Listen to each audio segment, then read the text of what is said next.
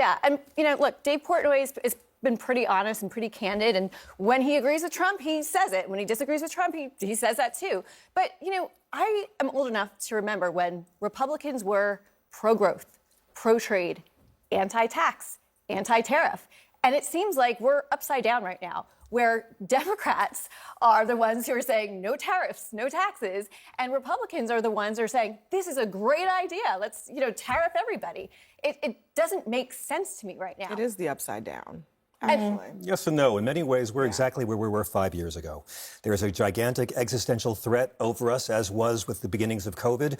We don't know how bad this threat is going to be, how many of us will be hurt. We're all around the world shivering in the shadow of this giant question mark. And the only thing we know for sure is that the American president is not going to tell us the truth day by day.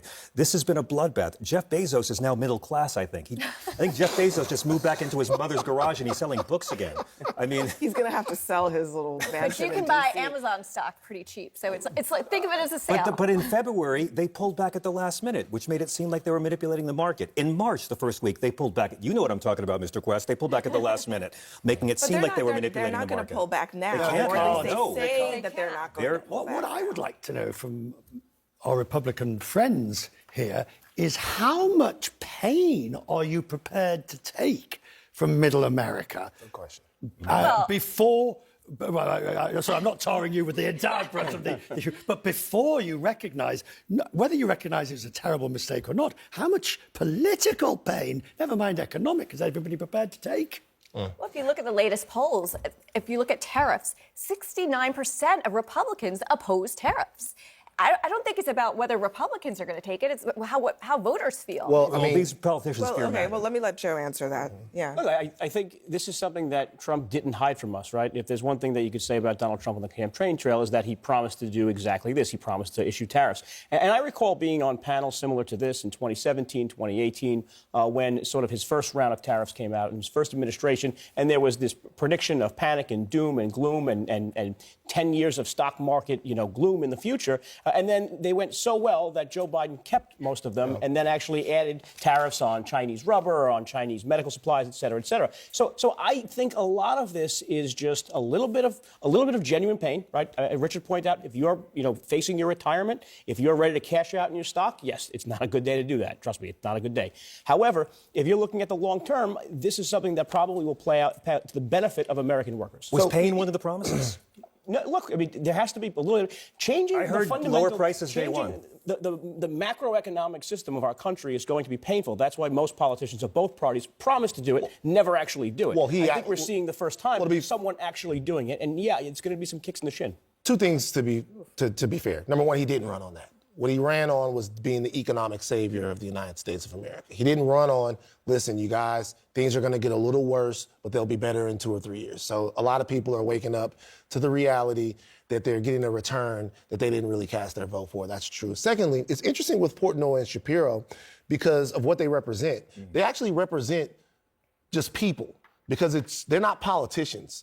Like, they don't have to wait 2 years for someone to cast their vote and on a referendum on whether or not they'll still be in power. They have to maintain credibility with the people that listen to them day after day after day after day, which means if those people are feeling pain, they just can't lie to them. Or those people will actually, in the market, choose somebody else to listen to. Well, also, Portnoy said he lost $7 million. Right. And look, I'm not a huge Dave Portnoy fan, but I'm not a huge Dave Portnoy fan, but he keeps it real with his audience. Well, the other thing is, to Joe's point, though, look, Trump, it's a complicated picture. He ran on actually 20% tariffs. That was thought to be crazy. Now the tariffs are actually higher than that. But this was Trump back in 1988, okay? 1988, talking about this very issue. I'd make our allies, forgetting about the enemies you can't talk to so easily, I'd make our allies pay their fair share. We're a debtor nation. Something's going to happen over the next number of years with this country because you can't keep going on losing $200 billion, and yet we let Japan come in and dump everything right into our markets and everything. It's not free trade. Okay, 2 quick things about this. One, Donald Trump is stuck right there. Okay, his mindset is right there, and it has not gone anywhere for 30 years. But the other thing is, he was wrong about that. In the last 30 years, we left Japan in the dust. The United States economically did really well, but he's taking the country down this path. They did it through, the United States did really well through things like the Plaza Accord, the Louvre Accord, through the various agreements that the Reagan administration and others put in place that managed trade and managed that bilateral deficit.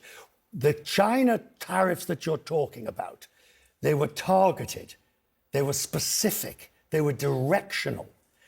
By the way, the other two sets of tariffs, the aluminium and steel and the solar panels, they were an abject disaster. Yeah, 1,000 jobs gained, 75,000 lost. Exactly. Because So just steel, that was just steel. Donald Trump has had a myopic obsession with tariffs for as long as I've been covering him. And I'm talking about tunnel vision. And what you're seeing is the fruition of that view. Over on Capitol Hill, just quickly, over on Capitol Hill, they sent, or Stephen Miller sent himself, I don't know who sent him, but here's how it was received according to Politico. People in the room described the appearance as bizarre. Miller alluded to the British Empire and prompted befuddlement. What on earth was that? One senior leadership aide said, describing the reaction afterwards. He was very arrogant, said the second aide. Miller was lecturing folks while the market was in free fall, said a third. I mean, this is on Capitol Hill, where in the Senate, they've got 4 Republicans already saying, we got to put a stop to this. And now a Republican in the House, Don Bacon, is introducing a similar bill. There's going to be a little bit of revolt happening. But it's like they've seen the first 3 Star Wars movies and they figure out Darth Vader's the bad guy in the last 10 minutes of Return of the Jedi. I mean, this is a man who actually outsourced his own manufacturing to China and Mexico to avoid paying a living wage to Americans. But he says he wants manufacturing. This is a man who has hired undocumented immigrants to work on his properties in 2 different centuries because he did not want to pay an American worker a living wage, but he really cares about illegal immigration. I mean, we could do it all night. We can't believe what he actually says, and a lot of conservatives are realizing we never signed up for this. No. Well, I think our senators and our members of Congress are going to hear it back home, especially if there's pain for more than a couple of weeks. You know, you had the 4 senators that voted with the Democrats, but you've also had some senators publicly say, Tom Tillis in North Carolina said, our farmers are 1 crop away from bankruptcy. Yep. They can't withstand pain. You had Senator Kennedy say, okay, he might be right in the long term, but in the long term, we're all dead. Short term matters, right?